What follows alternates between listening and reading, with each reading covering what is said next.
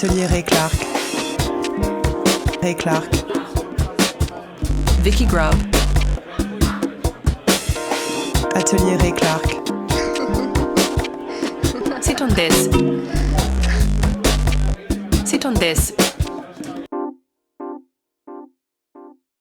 Welcome to the Sit On This podcast where we explore the people, stories and realities behind the upholstery trade. Now, today's episode, ladies and gentlemen, and everyone in between, is a little bit different. As upholsterers, we spend a lot of time thinking about the furniture that we're working on and sometimes sitting on, but perhaps not enough time thinking about the person doing the work. That's us, ourselves. We know upholstery can be physically demanding. There's obviously the aches and pains. I know I've had some before. I've got loads. That come from lifting furniture and stretching fabric and spending hours bent over a frame, which is so true. Or even longer sitting at a sewing machine. Yeah, that as well. That's that as well. But what if some of the tension we're carrying isn't just physical? What if it's stress, worry, busy lives, and the pressures of running a business are showing up in our bodies too? Joining us today is the lovely Natasha Kenworthy from NK Massage in Bournemouth. Natasha is actually a sports massage therapist who I have used in the past. And your work has recently evolved beyond that, and you're now treating sort of the relationship between the stress and the nervous system and how modern life affects our health and well-being. Is that good? Is that fair to say? Yeah, that's a good introduction. Well done. So today we're going to be talking about how upholsterers can look after themselves for the long haul, not just physically, but mentally and emotionally too. Yeah. Natasha, welcome to the Sit On This podcast. I'm going to be honest, I've not met you before till this. I'm looking forward to this one. Oh, thank you. Does that mean you don't always look forward to all no, you guys? We do, but Ray has been under a lot of stress recently. So I think he's going to learn. He's going to learn something today. I might do. Yeah. Yeah, stress is serious. Yeah. Well, the thing is, the way I see it, like, if I'm really stressed out, that actually affects not just my ability to function, but even if I do function, it affects the quality of my work. Mm-hmm. Like the seams aren't quite, as straight as they want to be, and you don't quite feel as confident when you want to present the work back to the customer. It all has a knock-on effect. You know what I mean? The quality of the work, though, for me, is like super important. So, like, to be able to produce good work, you've got to be in good health. Yeah, so tell us a bit about yourself and how you got into sports massage and then you went on to study. Because also I know you from working with lots of oils and things like that as well. So I'm really hoping later on we're going to talk a bit about that. Whatever you want to talk about is fine. So when I was 18 or 19, I studied sports massage. And the reason why I jumped into that career, I actually wanted to be a dancer. And so I had an injury, and my auntie had done this course with the London School of Sports Massage. And I remember her literally in 4 minutes, she did this massage on my leg to my ankle, and she fixed it. It was and I couldn't believe someone could heal something in 4 minutes it was really painful, and then it never came back. And so that was it. I was like, well, that career wasn't meant to be. And I did this course, and it's just been with me. And I've been in the hospital a little bit. I worked in the stroke ward for about 5-6 years. And then as my kids started coming along, I just done my private work. Yeah. And then, so with my from having kids, that opened up lots of questions in my life. And I've always been someone that kind of thinks perhaps a little bit too deeply, exhaustively, annoying kind of things in my head that my husband gets to walk through the journey with me. But we've been all around the houses and lots of different health things. But where we've kind of landed is that our body really is our best tool. And thinking of kind of your listeners and people that were listening to this, you physically, if you broke your arm, that's going to kind of scupper the plan for the week, right? You can't do... Well, 6 weeks more like. Yeah, maybe 2 months. Maybe you just have some little niggle or something that's just starting, and it's kind of knowing when is the right time to get help, or what can you do for yourself. Yeah. And then also, like you were saying, then I've kind of changed and kind of learned a lot about what we tell ourselves. Right. The stress, that there's good stress, you know, like if you've got a deadline, that helps you get it done, and you can work phenomenally hard, right? Well, some of us respond differently to deadlines. I'm not a great deadline responder, to be honest. Okay. Well, you know, then that's bad stress for you. Yeah. So you know that about you. And then that's another good point is, anyone listening to this, you just have to work out your body is telling you something, and just listening to it, not being irritated by a back niggle or a neck thing, or even kind of like fatigue or tiredness, or when sleep starts getting, those things are just little messages. And if we listen to them and get curious, there will be an answer. And it's just having that curiosity. I think that's the thing. Like when I used to come to you, I actually originally came to you. It wasn't actually to do with upholstery, but it was like the knock-on effect of doing upholstery with this injury that I'd had actually. Sorry, what was the injury you had? So I was just going to say, Sorry. What happened was I was digging a hole in my garden with a spade, and the spade broke, and it just, my whole body just like fell into the floor, and I just really hurt my shoulder. Like it was so painful.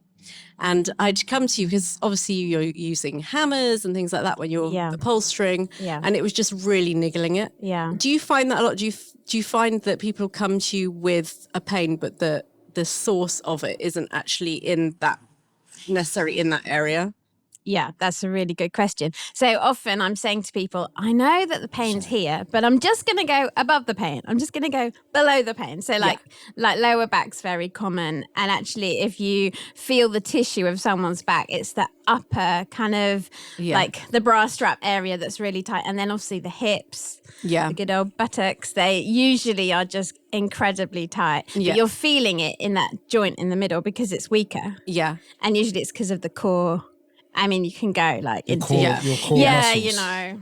I'm going to say so much that's going to be probably direct. I'm going to feel like it's directed at me because my current experience is, you know, it's a bit stressful. Yeah. Yeah. Well, why don't you talk to Natasha about it's not a therapy session, but I don't want an invoice at the end. Take Natasha through your week, because I think that you are terrible when it comes to looking after your body. I'm not sure. Yeah, okay. And looking after your limbs. I might be better at looking after my body than you realise. Yeah, well, you do cycle to work, so that's okay. probably So good at every warming day yourself I up. cycle at least 3 miles to work and 3 miles back. My day starts usually around 6:30, 7 in the morning, but I don't actually reach the studio till around 10:30, 11 o'clock, sometimes later. At the moment, I'm in a period where I've got scheduling issues. A number of projects are on in the bench at the same time, which requires me to work much longer hours than I probably should. I work late into the night and sometimes into the early hours of the morning sometimes. And I'm not the sharpest tool of the box in the best of times, but yeah, the constant stress of working long hours late is affecting my quality of work, and it's affecting my ability also to function and perhaps even string a sentence together. I don't know. So, I mean, I've recently as well, I'm kind of, background about all that is like, I was off work for at least 6 weeks because I had a full hip replacement on my right side. So it's one of those ball and cup things, a metal rod that goes into the leg. So I'm kind of like... But that said, I mean, before you had your hip replacement, you were in so much pain. I was. But so what would your advice be, not just for Ray, but I think that's not unusual for upholsterers to work way too long on the bench. Just to keep going. And just to keep going until the job's done, until the job's done. Or until you've made a mistake and then you realise, right, I can't do any more. I've got to go home. Isn't it? Yeah. I think that one of the things, as I've been kind of thinking on how I would share it, was this concept of micro breaks. Just kind of like getting into the habit of just having a pause. And that's when, I learned this really with my work with the oils, because aroma really helps. Even like, I don't know if you're a coffee drinker or not, but like just the smell of it really helps, because you know it's going to wake you up, but you smell it. We didn't offer any. We didn't actually offer you a I'm coffee. fine. I have water with me. That's so rude. I'm good. No.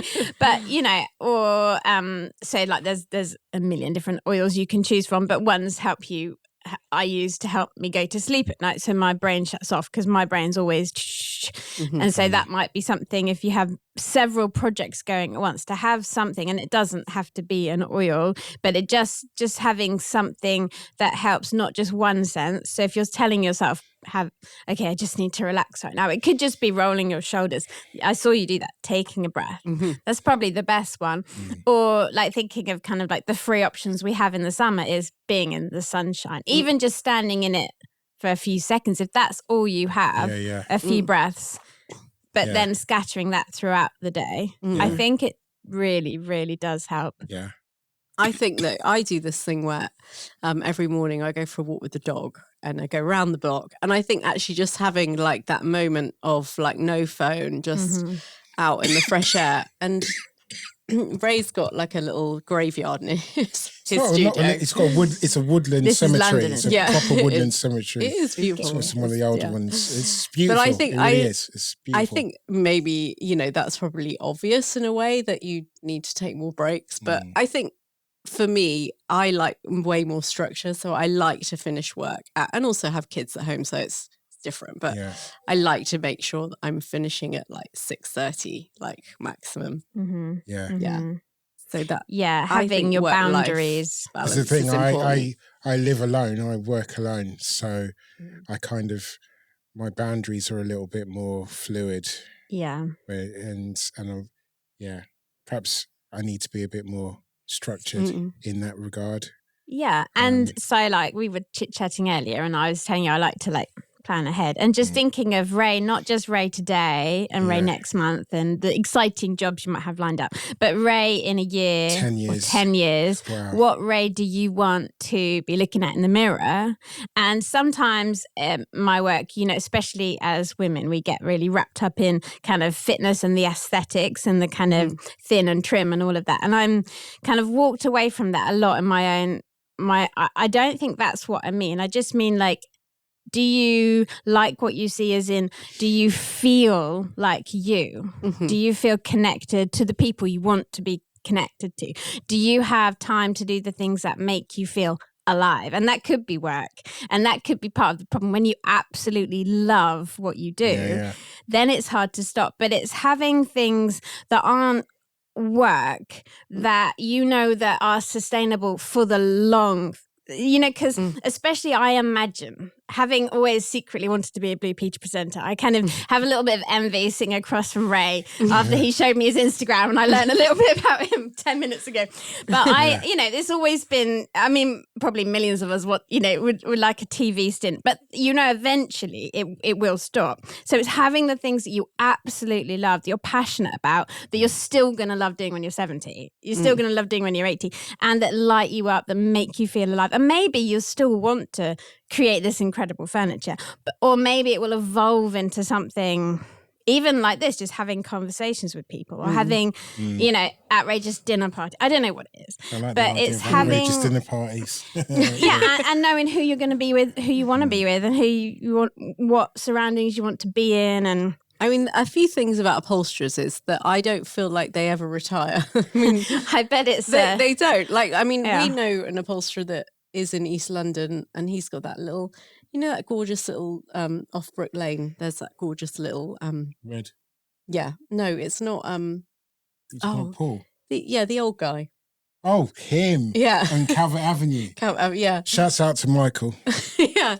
I mean, it goes on, doesn't he? And it's like there's always talk of retirement, but there never seems to be retirement with upholsterers. It's constant. There's that. There's the pressure. I think we're always under immense pressure, particularly if you work with like interior designers, contract work. Like contract work's really kind of up against it the whole time. Okay. Domestic work's like a little bit more flexible. You can kind of move dates and things, but when you're working for like a hotel and like it's opening and like a restaurant, you have to get it done. I think that's you just forget about your health. You're just like you're eating. Well, you don't forget about it. It just takes a bit of a secondary. Yeah, it's not. It's so secondary, and I think that's really common with upholsterers. And I guess that's where what I see. So I'm just thinking of a few clients I have, different line of work, but their life. So one client I have never takes a vacation, and I don't think he'd mind me saying I've been his therapist for more than a decade. He's never once had a week off in a decade. Oh my God, when you say really? his therapist, is like physiotherapist, massage therapist, I guess, for want of a. So I don't call myself a sports massage therapist simply because I mostly see. Wait a minute, as we were talking about earlier, and I want to just create a space where, yes, if you've got aches and pains and injuries, we can deal with them. But I always leave about 15, 20 minutes for an oil protocol that most people fall asleep in, that gives them that moment that they're not taking. Who, sometimes we might have a bubble bath. That's like a luxury. It's a luxury in my life if I get a bubble bath. But when you've arrived with Tash, the music's on, the lights are low, you get to lie down, and sometimes it depends on the person, but most of the time now it's silent and they're just snoring and I like so how it's changed. I like how it's changed. And people ask me, who do you go to? I'm like, I don't know anyone that does this kind of deep tissue remedial work silently and gives you the oils at the end. It's like a nice recipe. So let's talk about the oils because you used to be the kind of rep for doTERRA. And I love doTERRA because they're very natural oils, essential oils, and I've got a whole range of essential oils. I remember you recommending like clary sage for menopause and lots of different ones. So what would you like if you had someone like Ray in who was working way too hard? What would you? Hard. Yeah, I know, but not putting boundaries, not necessarily putting boundaries around your work life. Recently I have started giving myself, like I go to a friend who happens to be an experienced and brilliant Pilates instructor. So one day a week, I'll ride up to her studio in Stoke Newington. Shouts out to Serena Babowski, the Babowski method. I'll ride up to her studio and then I'll spend an hour or an hour and a half on the reformer or doing some floor work, mat work. And how do you feel after that? And afterwards, I feel like I feel big. I feel like a really expansive, really chilled out, ready to take on the day. Like I'll go bolting back to the studio via my home to get changed, obviously, and I'll feel great, And then I give myself that once a week, and it's just it has helped me quite a lot. And it started immediately after the But that aside, say you walked into Natasha's studio or hobbled in, or I was wheeled in. What would you with your knowledge? What would you sort of recommend? Sorry, do you look at someone as they're walking in and you judge by the way they're, they could be hobbling, they could be trying to hide. Really bad. They might be limping. They might be really stiff. I'll just be walking with my baby and I'll see, they've got a bad knee. They've got a bad, you can't help it. You just see it. Yeah. But you just help the person the best you can. And when it's just that 1 hour, it's if you want to relax, if you want to rest, then we focus on that. Or if you want to heal something, because then that gives you the freedom to do more stuff, then we're working on that. But I think the question you were more wanting was what Ray could do for himself, not necessarily what a massage could do. Because massage is good for anyone, right? I was thinking more in the oils and things like that as well, because like that, I think Wait, that is You want- something we you want could Ray do to- for yeah. ourselves.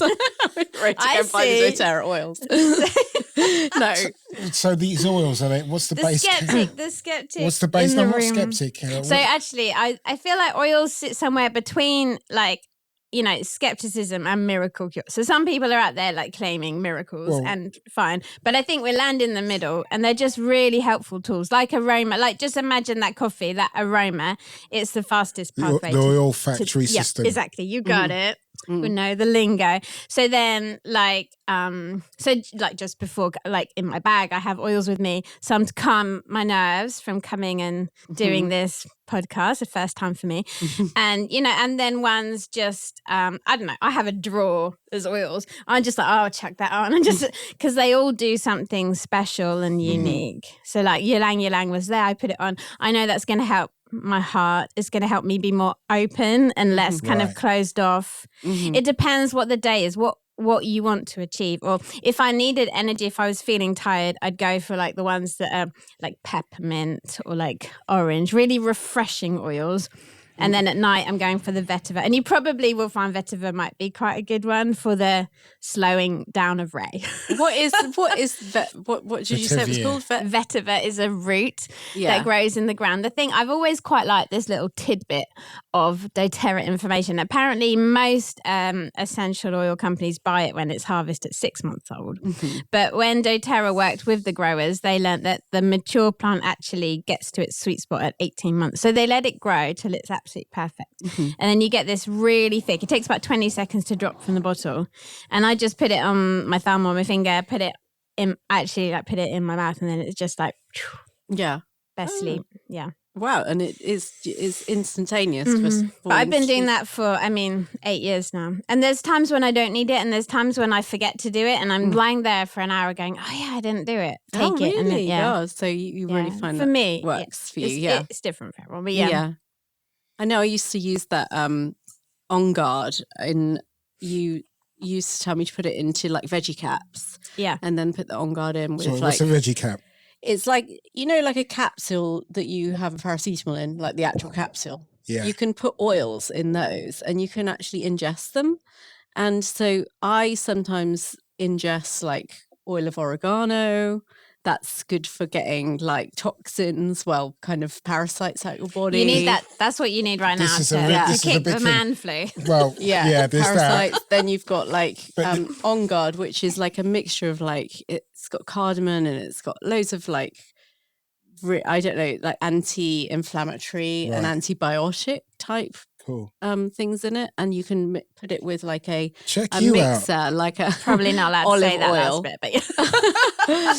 and then you just take that. And I'm just saying this from I've got no knowledge about this or No, whatsoever. I remember you come round and Yeah. we sat and yeah. So and I do that what so I have clients that like you that just have just faithfully adopted these healthful practices. Yeah. And I think that's what it is. It's just if it's the right thing for you, if you think like, oh, it would be actually quite easy just to put this oil on the bottom of my feet when I wake up and that's going to give me more energy. And if it did. What oil? Well, so some people like Balance is quite a good one. Oh, yeah. Kind of get the blood kind of flowing. Yeah, because they've got different names, haven't they? doTERRA have got different names. They're not necessarily just the actual plant or... Yeah. Oh, okay, yeah. But because in our house, we're not so like regimented. We're more of a every day brings a new beautiful challenge. Yeah. I think one of the things that I wanted to say about the oils was because in our industry, there's a lot of talk about toxins and things like that at the moment. I was just going to get to this. Yeah, I mean... What, with the fabric? Yeah, well it's with the fabric and with the foam. foams. So our previous podcasts have been all about how they put lots of chemicals in fabrics. Well, it's alluded to how the chemicals, flame retardant chemicals, actually affect Yeah. the body, the Yeah. endocrine That's right, yeah. system. So you're breathing that in. So Yeah. we're breathing that in. And I was listening to another podcast, not ours, and it was talking about... Don't you ever listen to our podcast? I listen to Broccoli. it all the time. It was And so talking should about- you, ladies and gentlemen. You should all It be was talking about, please sign in. Please subscribe. Yeah, Sorry. Cut that out anyway. Go on. It was talking about broccoli sprouts and how good they are at releasing toxins from your body and things like that. And actually, I did go on Amazon and buy some. And I started taking them, and they just made me like balloon up. Like, I don't know, but Did you body sprout them? No, so they're in a capsule, so that they come in a capsule now. You don't have to. You can do it that way, or you can just buy a capsule. I did not know that. Yeah. I have the sprouted version in my cupboard. I haven't touched it for years, but there was a time when broccoli sprouts did feature in my kitchen. Oh, too. yeah. And they're meant to like flush out toxins, but I don't know that she was talking about fire retardant toxins. I think she was talking about like, the toxins that you have on like saucepans and things like with that kind of Teflon. Yeah, the Teflon and things like that. So people use them. But for me, they just made me like really bloated. And I think that's the thing. Sometimes you take things that you think, oh, they're going to be really good, but then they end up actually having a worse effect on your body. Whether you just need to come through that. Tip on this. Ray, I've got a confession to make. I once dated a tool. Now, are we talking heartbreak or hardware? Staple gun, my BEA. Honestly, it's been more reliable than most people I've ever worked with. Oh, totally. Mine's taking a beating over the years. Still fires like day one. No jams, no weird noises, just solid work. I use 71 Series 421 staple gun most days. But I've also got the long nose 436 for those awkward bits. You just know it's going to deliver clean staples every time. And it doesn't wear arm out either, especially when you're working on a big frame or doing repeat jobs. Powerful, reliable, and never goes to me mid-project. Legendary and dependable. Bit like me, really. Only difference is my BEA doesn't moan when I drop it. Are we still talking about tools here? I've got feelings, you know.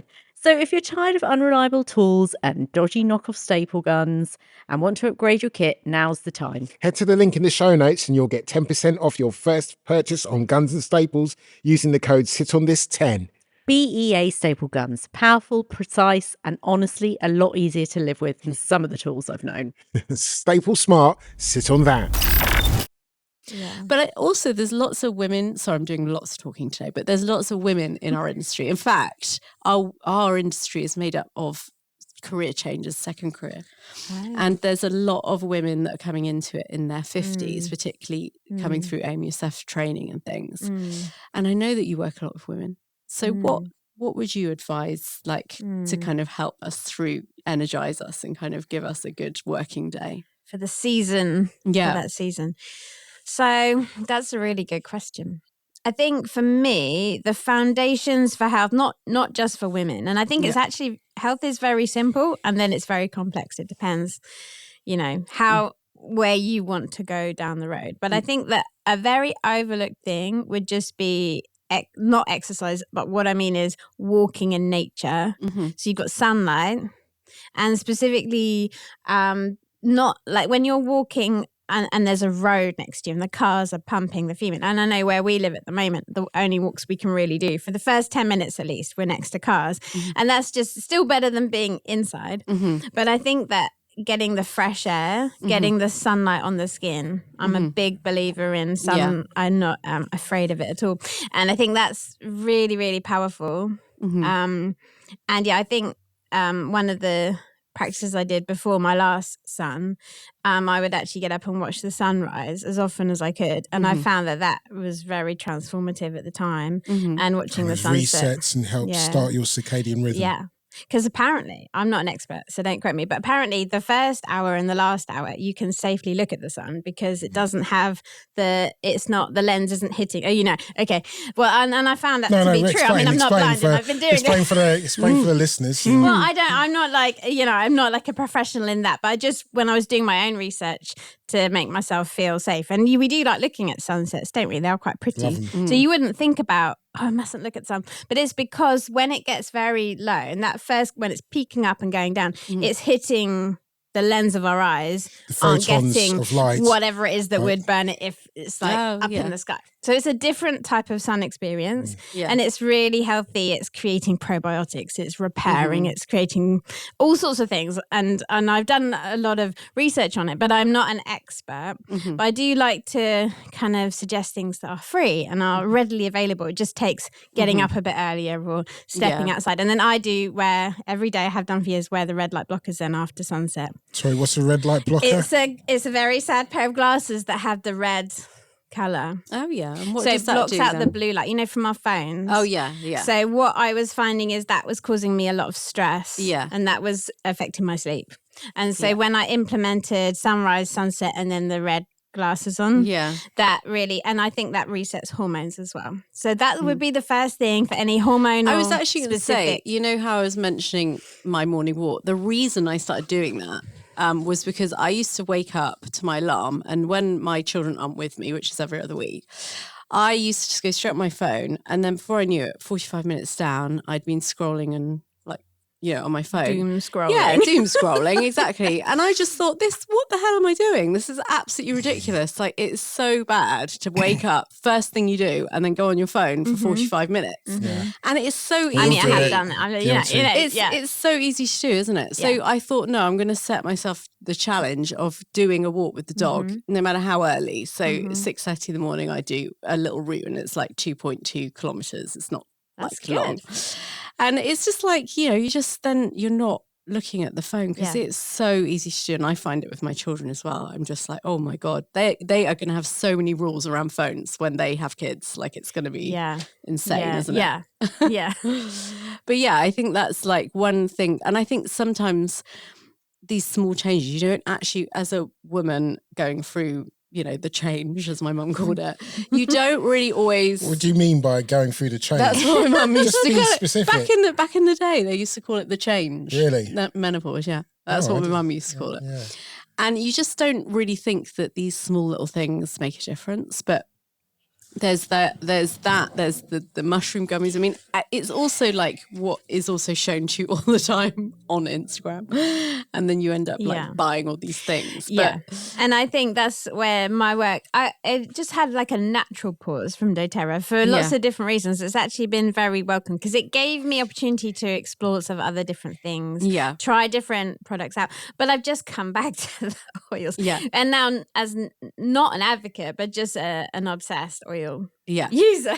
Yeah. I do use them. And I do think that so I had someone, probably a non-compliant doTERRA thing to share, but he was getting treatment for something on his face.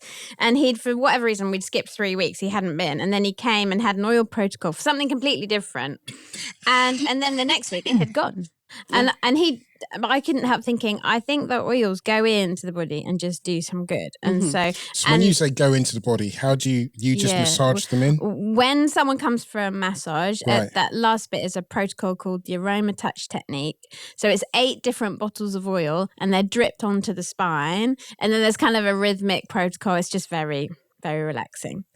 And so that's what I do in that. But you can just, like for me and the kids, I make up my own remedies and little like vials with coconut oil and then rolling on their feet when they've got,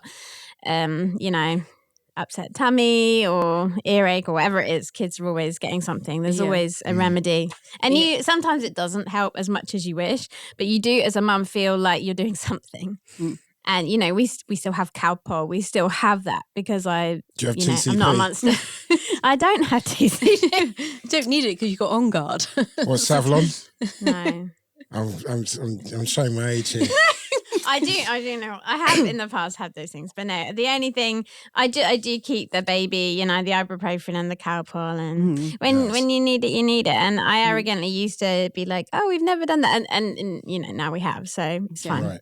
And if I have a terrible because you've habit, got 3 children. But we always try. You're always like, I'm not going to do it. Yeah, that's right. And now it's like, I need sleep. But no, not really. But you try. How important is sleep, do you think? How important? Very important. I'm currently in a season, probably why the pause in my other work has gone on. So my baby still wakes. He's nearly 2 and he still wakes like last night, maybe 5 or 6 times. So I'm feeling the effects of very, very poor sleep. It's not good for me. It's not good for the baby. And I think that all of us should try our best to get sleep. But there are seasons when either it's stress or we're going through emotional upsets with... Or menopause. Yeah. I mean, what about the andropause? I've got to speak for somebody, the only guy here. Okay. What are you doing that for?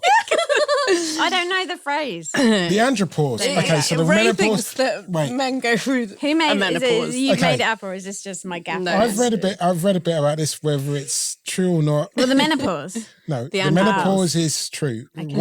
what women go through the menopause, and men go through the andropause. In the andropause for men, when they reach a certain age, the testosterone level dips to such a level that because testosterone for a man is a hormone which is as important for the development of our mental health, for our muscular tone, for our physiology and our brain chemistry. It's as important to men as it is estrogen and progesterone is for women.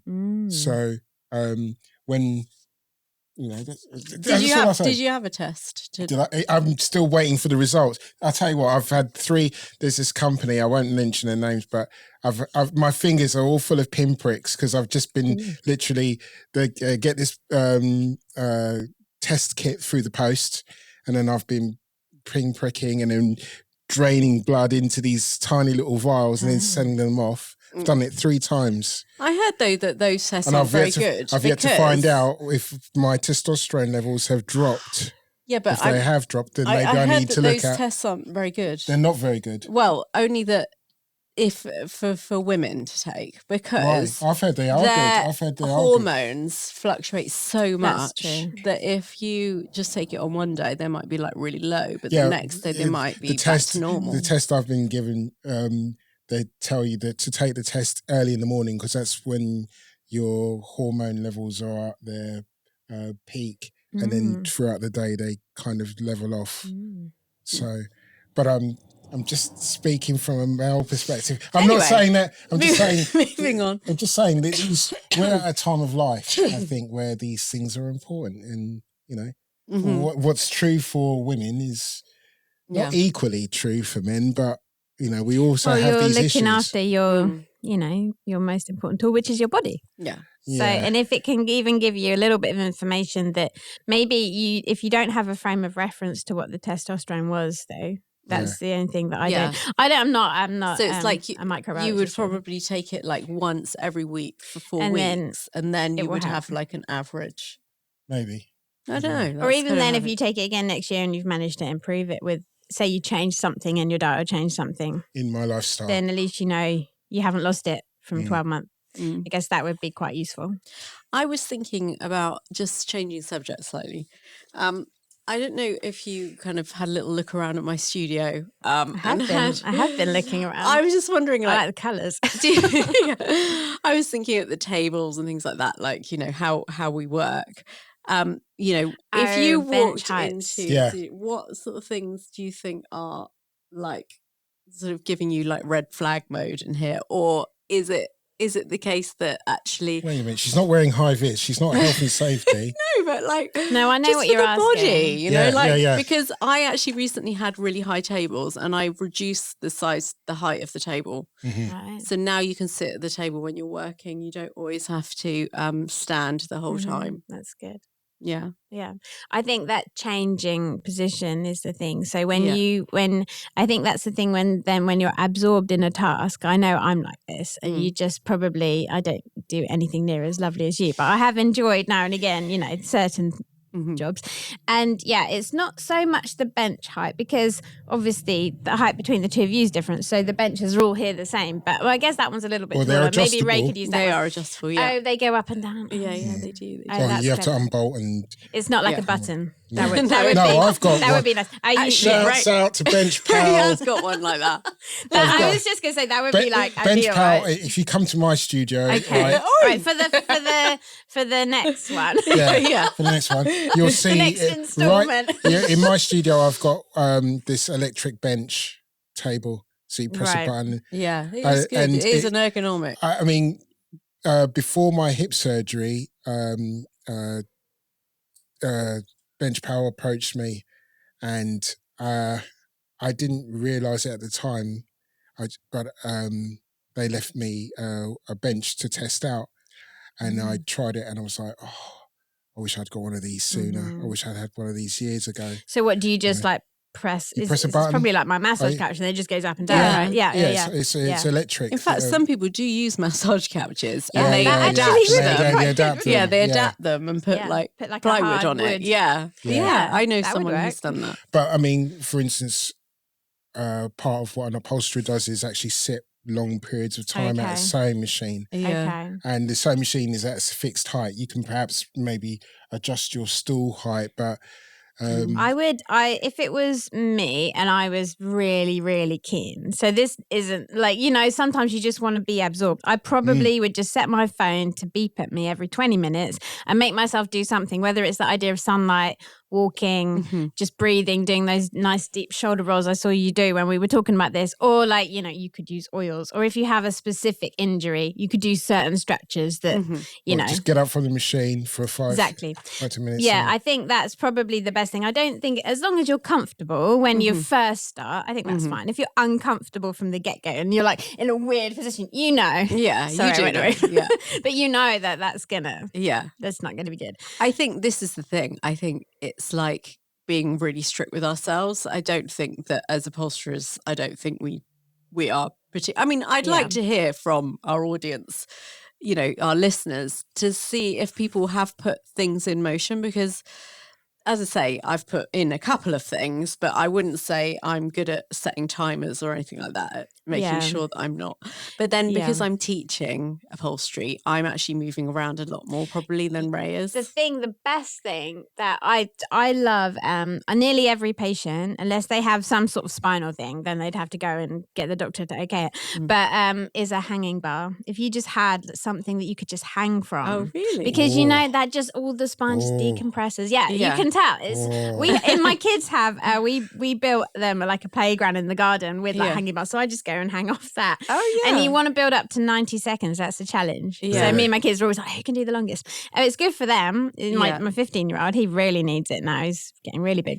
But that's a really cool tool. Like if you could fit one somewhere. I have I don't know. at home. My ceiling might fall in here. Yeah, it's not. It doesn't look like. Sorry, It doesn't look like. Natasha, I have at home like one of these like tools. You can lay it on my yoga mat, and it kind of is curved, and it's got little bobbles on it, and you're supposed to lie on it. You can change the curvature so it can be really acute or really shallow. Yeah. But you lie on it on your back, and it's supposed to open up your vertebrae and allow your fascia to breathe. I mean, little tools like that. I love things like that. Yeah, I'm all for little tools, like even massage guns. I know like some people probably be shocked to hear, but I do use a massage gun on myself because it's easier than, putting the thumbs in. And it's not as good as someone knowing exactly what to do, but I do think it helps. Vibration really does help muscles. Right. And then like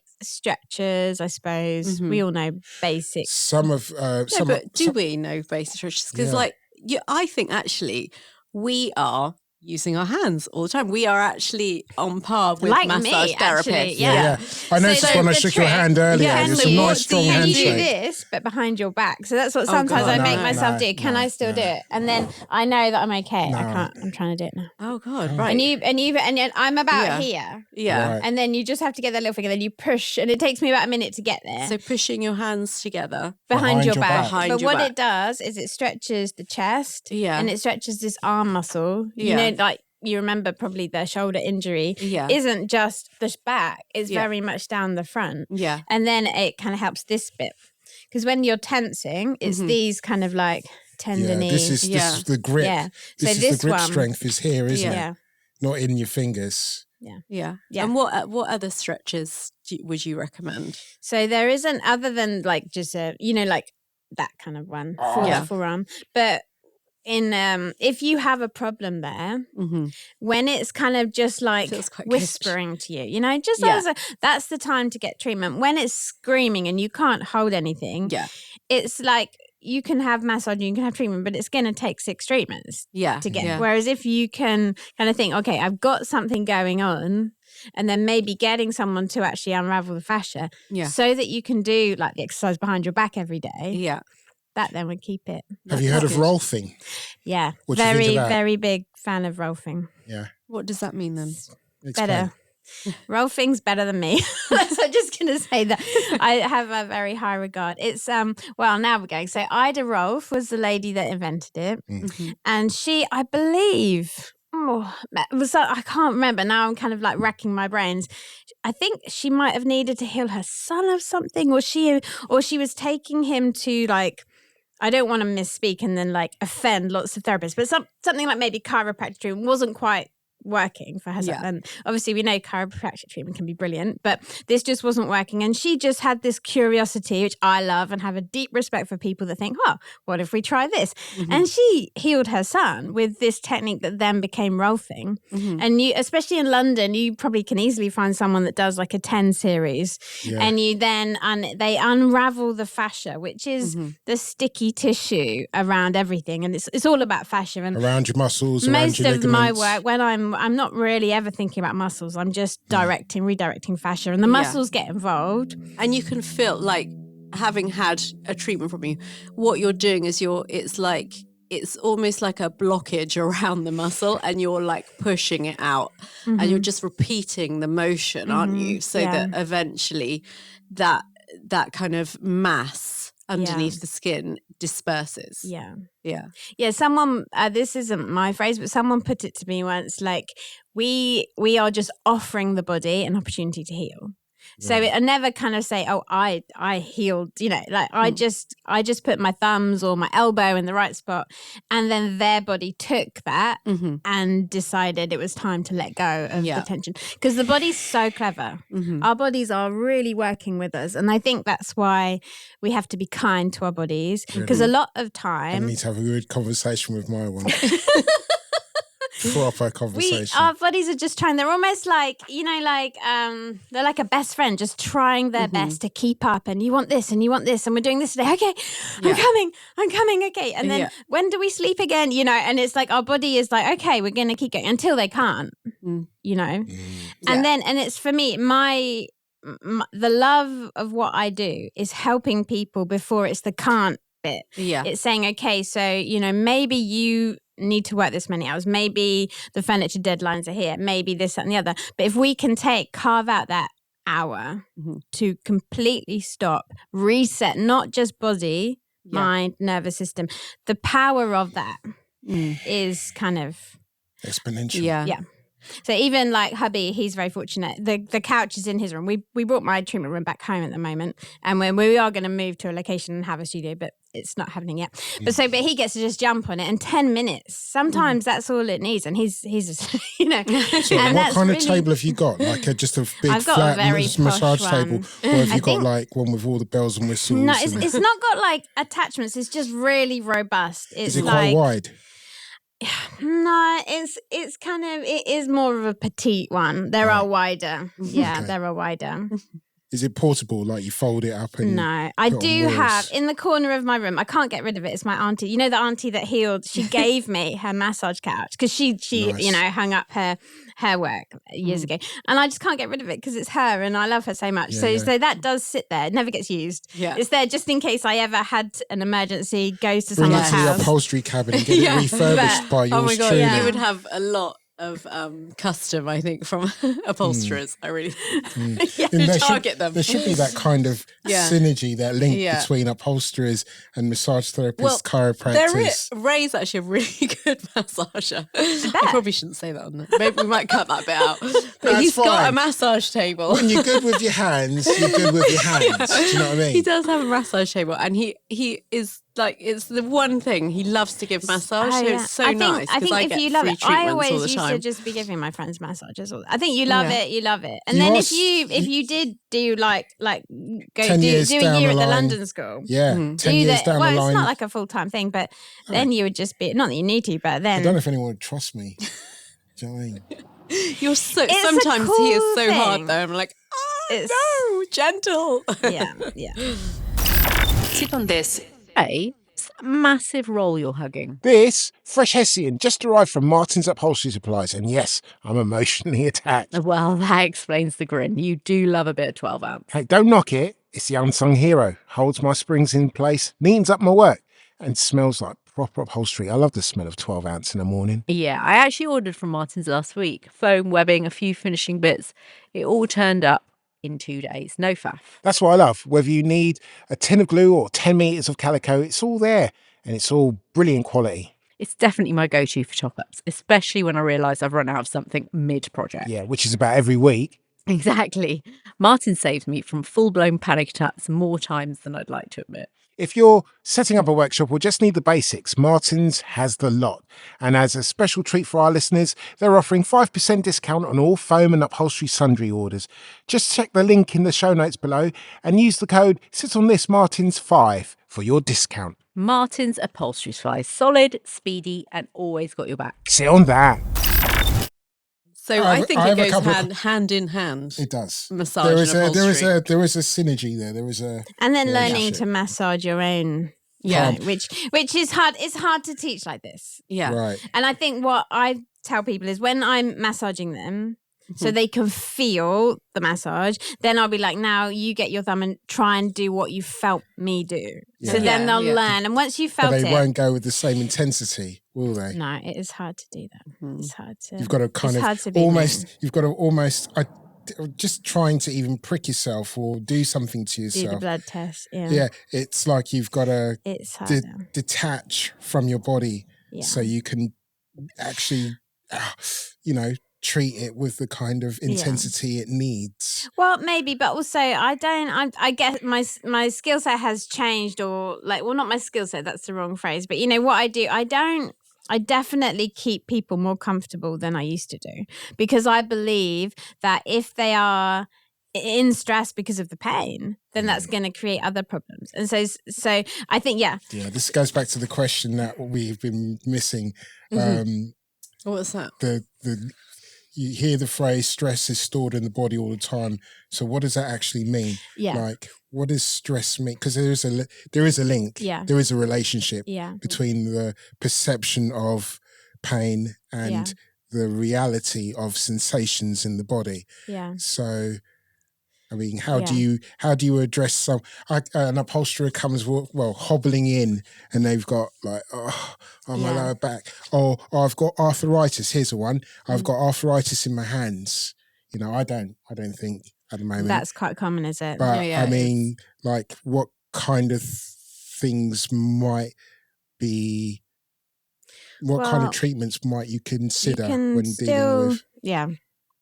Yeah. So the stress. So there's like a multi-layer, and I think it's the thing that I love is to help someone. What I say is like beyond the massage couch. So when they're with me, I'll just do my very best. And if the arthritis is such that we can massage around it, then we do. And usually we can ease that type of pain because it's usually repetitive strain injury. Right. And maybe the arthritis is just coming from that's then in the joints. Inflammation. Yeah. I believe that all. I don't know. I'm a crazy optimist. So I believe anything is. Well, I was going to say healable. I don't know whether that's what I mean, but I hate, an incurable case of my wrist is going to hurt forever. I don't buy that. I reckon there's something that can be done, even if it's hitting some fasting. So that's another thing, another free thing we can do. We've got the sun, and then we can actually not eat. And then after 24 hours of not eating, the body starts to heal itself. We get stem cells. Yeah. You get this really, but then you have to be careful because sometimes then the body then wants to eat heaps afterwards. So then you just have to been tinkering with intermittent fasting, and it's not really suited me, but everyone's different. So and that's something else, because there's all these supplements, like Indoterra we used to be, and I do think they are quite good, but I don't take any at the moment. I just decided to get it from food and just some Natural and food. relaxing, and telling myself Non-processed. to be kind. This is the thing. So if you're working on the bench, you are short of time, you want to nip out, and all you can see around you are either supermarkets or fast food places, basically places for processed food, which just adds even more inflammation, which compounds the. How does someone break out of that cycle if they're in it? Yeah. I'm saying if they're food prep, that's one. right, but if you're, it's so difficult to get into not habits. everyone has time to. It's like I know people talk about habits all the time, but it is really hard. Like there's so many things I know I need to do. Like so many things. Yeah. Like meal prepping, or like taking certain supplements, or like taking rest, or making sure I go to bed early. There's so many things, but it's like actually being committed to those things is a different thing, isn't it? I think it's making a Not challenge, drinking. having other people in the industry be like, right, we're gonna not, we're gonna like I don't know whether you guys have like your Facebook groups or things like that, that you can do stuff with other people, Yeah, to kind yeah. of get on the right Yeah. track of habits. Yeah, but a community. I think that's right. It expands, doesn't it? Not With a feeling community when alone. everyone's doing something. It is more fun. Yeah, it's more effective. And making health fun and making it about something that is linked to a feeling. So this is what I've learned. I'm not saying I'm very good at this. Like in the season I'm in with my babies just still being very needy, I'm being very kind to myself. And if we're walking past a co-op and we fancy a chocolate bar, it's just happening because that's the season we're in. And I know that in a year or whatever, I'll be in a different season, be able to address different issues. And I think that that's also just worth pointing out that we're all in different seasons. You asked me earlier, Natasha, like, where can you see yourself in 10 years' time? I found it, like, you like to think and visualize ahead, as do you. I do. But when you're sometimes in survival mode, it's not so easy to do that. But having said all that, I was just thinking, what would I really love that would make me feel great in 10 years' time? And I'll tell you what, like in 10 years' time, when I'm 64, right, I'd love to be able to just sit cross-legged on the floor. Really? There you go. Oh my God, that's a small kind of goal. That's not small. That's not small. That is. There are some people who are, you get so There you go. inflexible. Is it possible for someone like me? Well, I mean, without feeling the tissue and knowing the history, and you've got the hip replacement and all of that. Yeah. But I don't like the word impossible, so I'm going to say yes. I mean, do you not think maybe in 10 years' time you might just not like to work past 6:30 or something? Well, I'd like to do that next More week. simple things. I'd like to do that next week. I That's guess just boring, isn't it? start small, Just and cross my small. legs. Win the day. Little and often makes much. Little and Ray often. really loves his sayings.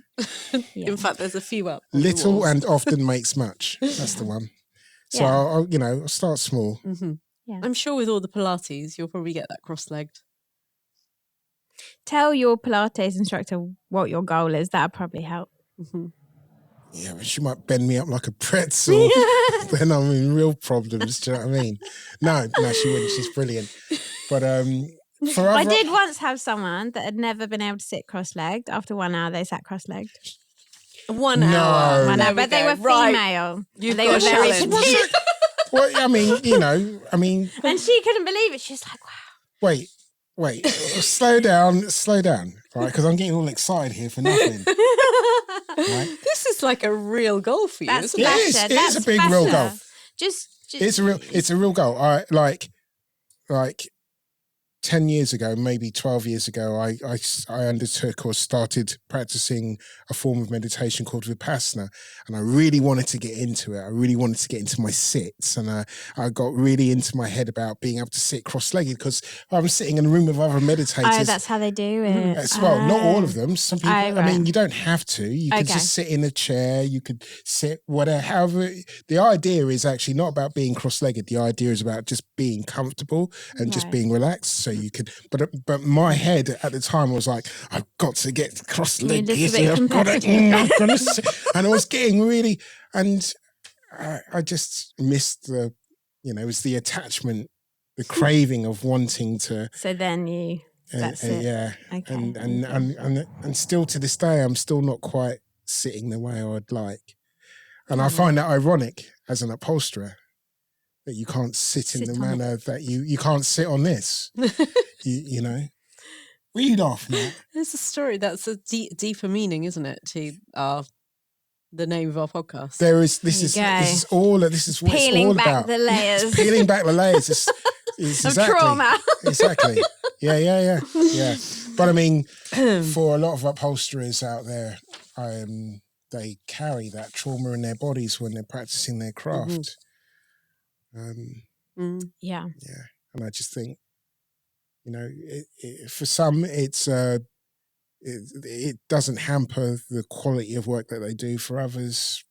Mm. You know, They can't take on as many it can jobs be an as issue. they might like. Or, You know? Yeah. I'm thinking now, of my eyesight. That's really going the recently. eyesight. Oh, no, Yeah. yeah. The eyesight. My Yeah. eyesight doing close-up work. Oh Yeah. my God, that's been like probably the last year. It's But massively gone up. Rather than just going to an optician's, which is probably a sensible thing to do, I'm not saying no one should do that.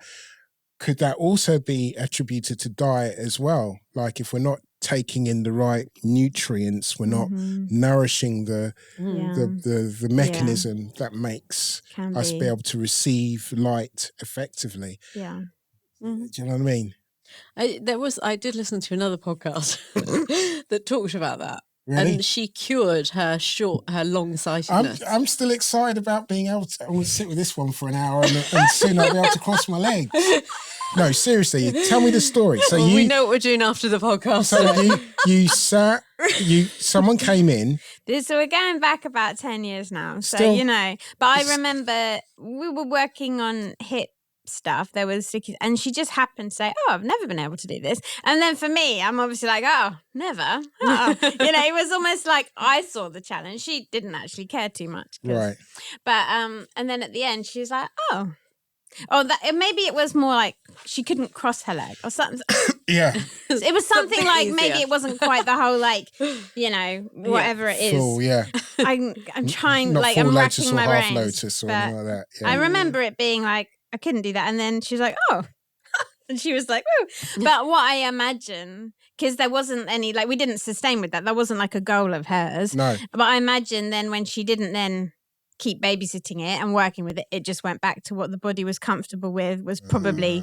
So I think that when you work with someone, like you mentioned rolfing or something like that, you can, they're manipulating your tissue. But like I say, that's an offering to the body. If the body doesn't want it, Yeah. if you're not ready, Yeah. the hips have a lot of emotional stuff going on. So some people will cry in a massage, especially I've in the done that hips. before. I've definitely cried in after a massage. Oh, before, really? yeah. After, yeah. It's a big release. And then sometimes, like, I've had detox reactions because we're getting toxins that's going around. So sometimes, like, you know, if people have, I just have a suspicion that might be a thing, I'm like, take activated charcoal, like bind it up. Sorry, because you don't want to. take activated charcoal. Yeah. What, eat it. So say For your stomach. yeah, so Oh, you right, can yeah. buy it from like just Holland & Barrett. It's like activated charcoal Yeah. capsules. It's good for if you have food poisoning, so if you travel or if you have too much alcohol. You know, I know this because my dog eats a lot of stuff, and when I take it to the vet, it constantly feeding it charcoal yeah. over the years, Yeah, over the it's quite a good last 11 thing. years. But Yeah. I wouldn't have known that humans can take it. So Yeah. we can actually. Yeah. No, I didn't know that. We can Yeah. eat a lot of stuff, can't we? But we just choose to. I don't know. I feel like some things are like real fads, you know, like 1 minute you're taking collagen, the next minute you're I doing agree. mushroom I gummies. agree. Yeah. You know? What is your opinion on some of these? Yeah. Well, when you Alternative said the therapies. eyesight thing, so in the doTERRA world, the remedy would be Metapower. Do you know what I mean? They're No. collagen, basically. Oh, okay. And the Salubal Mhm. one is very powerful. The what? The nutrients in the it's like frankincense and other oils like myrrh and rose and helichrysum. They're really good for eyesight.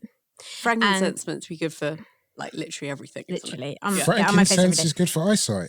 So apparently, yeah. I mean, I never worked with anyone in that. I just remember reading it because I just absorb information. It's like, but the other, again, the sunrise and the sunset thing. I think that's probably the most powerful thing for eyesight. Like without, you can't have Really? glasses on. Yeah. And don't ever wear. I mean, this is me getting on my high horse now, but sunlight is a big thing, and don't ever wear sunglasses. Like unless it's dangerous, like you're driving or something. Or like you're skiing. It is changing your hormones and literally your. kill your eyes.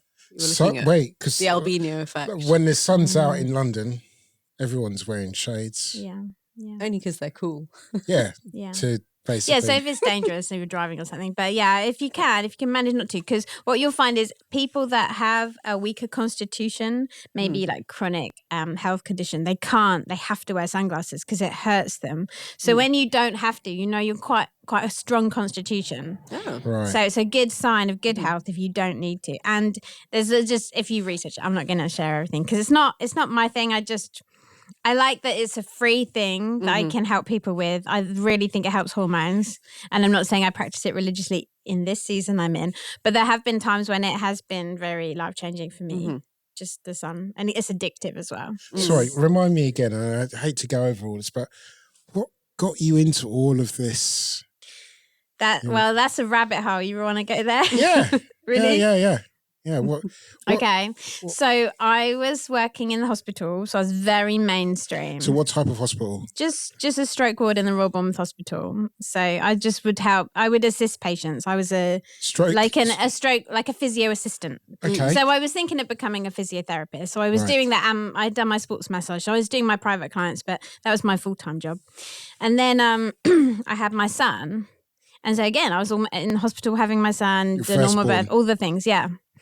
And then a few months after he got born, he had a lump on his leg, and I went to get it checked out by the doctor.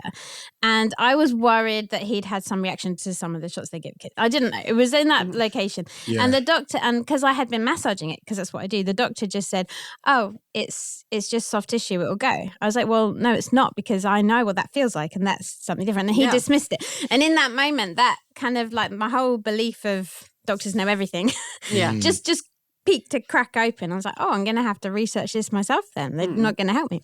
And then so that was the first thing I researched, and then it just took off from there. And everything since then, I was like, well, that's what they're going to tell me. Let me just check. Let me just, and I think it's a sensible thing to seek advice from professionals. And obviously we still love our doctors, and Talk to your GP. I'm so grateful for the NHS. I mean, but there's questions to be asked. Yeah, in the world of Instagram and where you're constantly seeing people talk to you. I saw someone the other day disputing like whether collagen was actually so good for you. Like this woman was saying, and this woman's going, I've been taking it and it's absolutely bloody brilliant. You know, she's like doing all the sweary stuff. And then there was this like scientist like cutting in every now and again.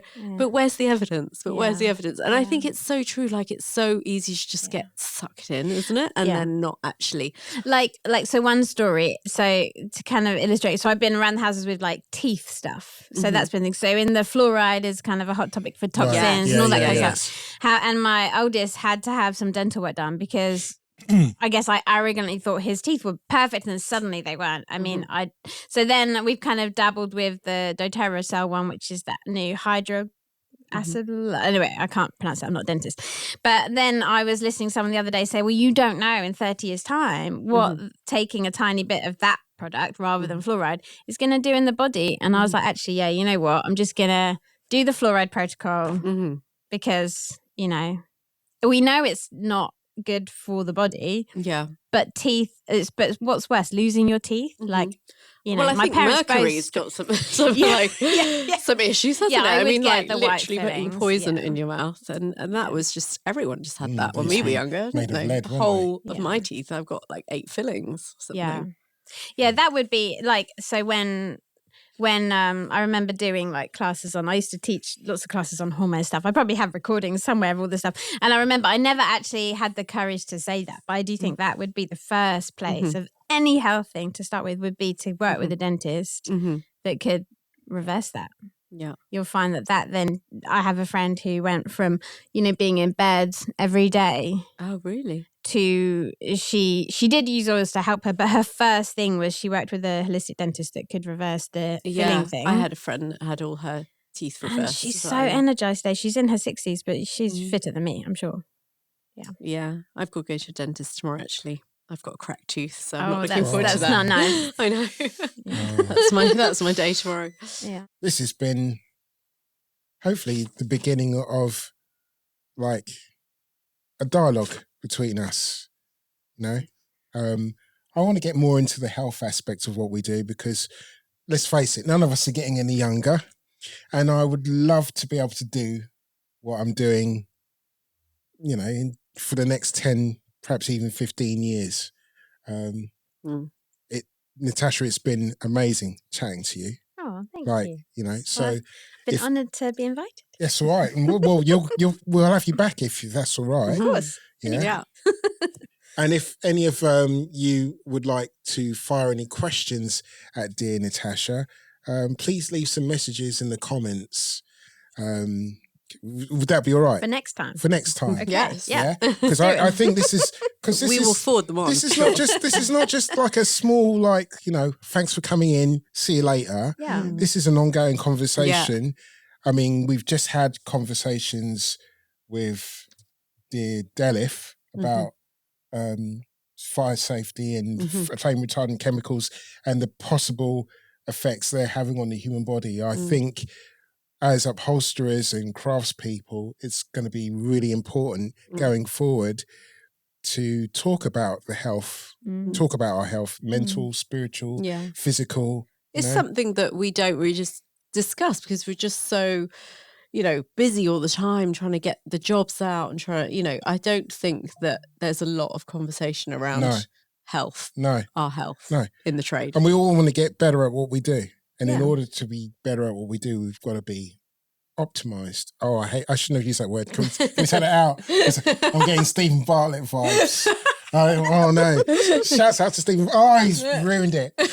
All right, let's start again. Anyway, Natasha, thank you. It's been amazing having you in. From NK Massage Bournemouth. Thanks for joining us today. How can people find you if they want to find you? I'll just put the link, shall I? Give us your... So if they want to book, they can come and... Yeah, absolutely, you could book him with you. I don't know. I feel like you might be inundated by... I hope so. If you enjoy what we're doing and you'd like to see more of what we're doing, and obviously the bigger the guests get, the bigger the podcasts get, please subscribe. It helps us amazingly. And this is actually our final episode of this season, of season 2. This is our final episode. Wow. And so we are coming into season 3, and we will be going into season 3 because we just secured our sponsorship for season 3. So huge thanks to BEA. Big shout out to BEA. Martin's We love you guys. Upholstery. Martins, we love you. Thank you so much. I'm so tired, you can tell, can't you? Do you know what I mean? We might have to do a lot of editing with this outro, Ray. Why not? A lot of editing. No, let's keep this raw, ragged and raw. These people need If to they're know. still listening at this point, I mean, they're your core fans, Yeah. so it's fine. Yeah. So until next time, thanks for listening. And this has been the Sit on This podcast. Yeah, keep mending, keep making, and look after yourselves out there. I'll try and do the same. Sit on this. Thanks very much. Sit on this.